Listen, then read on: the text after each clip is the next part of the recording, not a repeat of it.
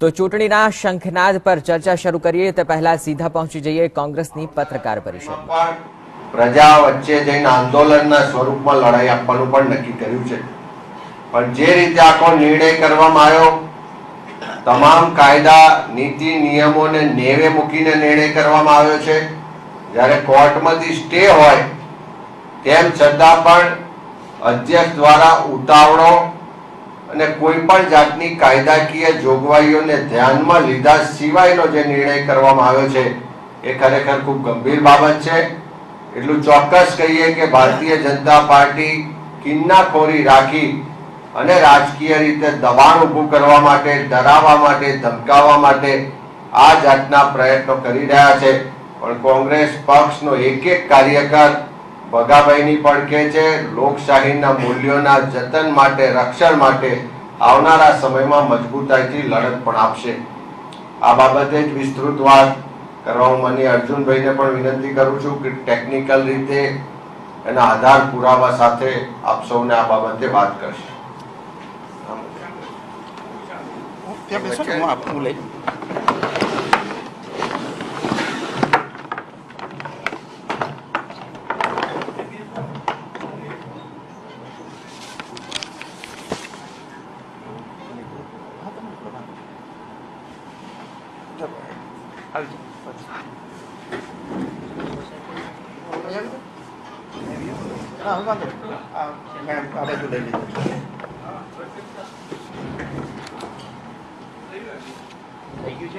માનનીય અમિતભાઈએ પ્રાથમિક વાતચીત કરી છે, એના સંદર્ભમાં હું થોડી આગળની વાત કરું એ પહેલા આ કેસ શું હતો એની વાત તમે આપ સૌને કરીશ।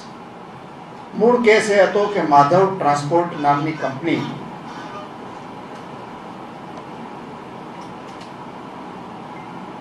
એમને ગોરધન જેઠા દેવળિયા ના નામની જે પીખોલ ગામની તલાલા તાલુકાના પીખોલ ગામની જે લીઝ હતી એમાંથી ખોદકામ કરવાને બદલે ગૌચરમાં ખોદકામ કર્યું છે અને 2.83 કરોડની મિનરલ ચોરી કરી છે। આ મૂળ આરોપ હતો। હવે માધવ ટ્રાન્સપોર્ટ કંપની માં કુલ 12 ભાગીદારો હોવાનો આરોપ હતો। માત્ર ભગાભાઈ એકની સામે જ આમાં પગલા લેવાયા અને કોઈ પણ પુરાવા, એક પણ પુરાવો, દસ્તાવેજી પુરાવો કે મૌખિક પુરાવો કોર્ટમાં એમની વિરુદ્ધમાં રજૂ થયો નથી। ઉલટાનું જે તપાસનીશ અધિકારી છે જોગાજી પરમાર પીઆઈ, એમણે એમ કહ્યું, હું એનો ઇન્વર્ટેડ કોમામાં વંચાવું છું, કે એ વાત ખરી છે કે મેં તલાટી મંત્રીનું કોઈ નિવેદન લીધેલ નથી અને જે જગ્યાએથી મિનરલ ચોરી થઈ હોવાનું કહ્યું છે એ વિવાદિત જગ્યાનું પંચનામું કરેલ તેની માલિકી અંગેના કોઈ દસ્તાવેજી પુરાવા રજૂ કરેલ નથી। એટલે આ જમીનની માલિકી કોની છે એનો દસ્તાવેજી પુરાવો પણ મેં રજૂ કર્યો નથી। એ ઉપરાંત એને એમ કહ્યું, એ વાત ખરી છે કે માધવ ટ્રાન્સપોર્ટના તથા રામા લાઇમસ્ટોનના, રામા લાઇમસ્ટોન એટલે જેમની ગોરધન જેઠા દેવળિયાની એક કંપની છે એમની પોતાની, માધવ ટ્રાન્સપોર્ટના તથા રામા લાઇમસ્ટોનના મૂળ માલિક કોણ છે તેની મેં ખરાઈ કરેલી।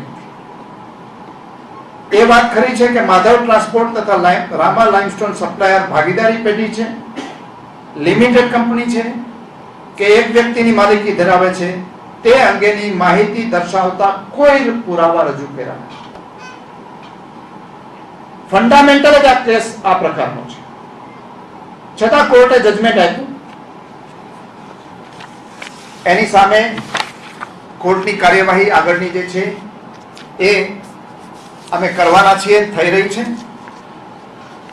જજમેન્ટ આવ્યું 1 માર્ચ 2019 ના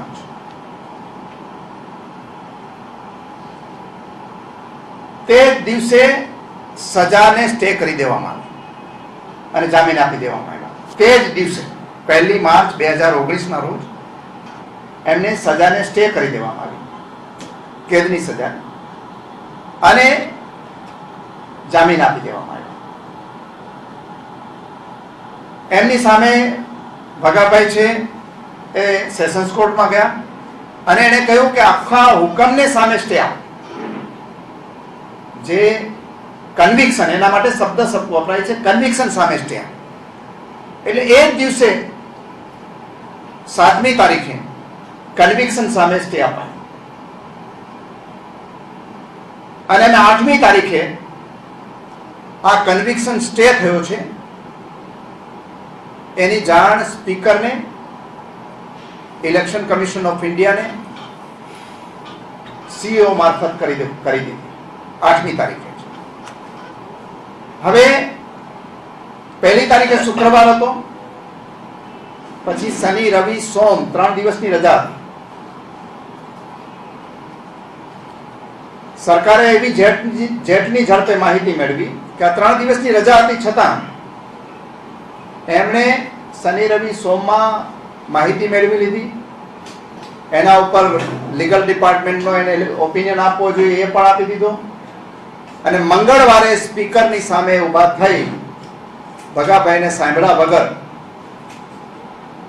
5મી તારીખે, 1લી તારીખે સજા થઈ, એના પછી સતત રજાઓ આવી, બીજી, ત્રીજી, ચોથી 3 દિવસ રજા હતી અને 5મે દિવસે જ ચોથી શિવરાત્રી, બરાબર છે, 5મી તારીખે સ્પીકરે ઓર્ડર કરી દીધો અને આ સીટ ખાલી ડિક્લેર કરી. ઐતિહાસિક ઝડપ દાખવવામાં આવી. ભગાભાઈને જેના સામે પગલાં લેવા જોઈએ એની સામે ન્યાયિક પ્રક્રિયાની અંદર એને પહેલા સાંભળવા જોઈએ, કોઈ સાંભળ્યા નહીં અને સીધો જ હુકમ થયો. હવે જે હુકમોને આધારે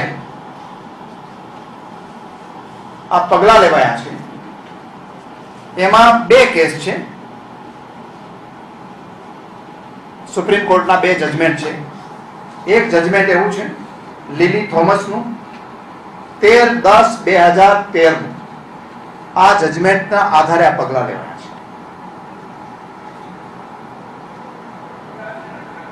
હવે એમાં ગંભીર જે આપણો આરપી એક્ટ છે, રિપ્રેઝન્ટેશન ઓફ પીપલ્સ એક્ટ, એમાં એમ કહે છે કે 8(1), 8(2) જેમાં ગંભીર પ્રકારના ગુનાઓ થયા હોય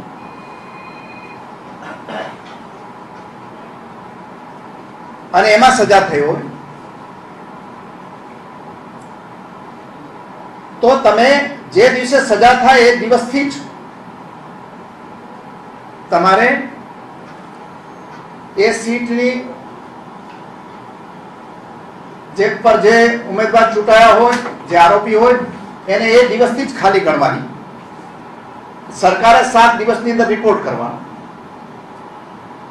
અને 7 દિવસ પછી સ્પીકર અને ઇલેક્શન કમિશન ઓફ ઇન્ડિયા એમને સાંભળીને નિર્ણય લઈશે.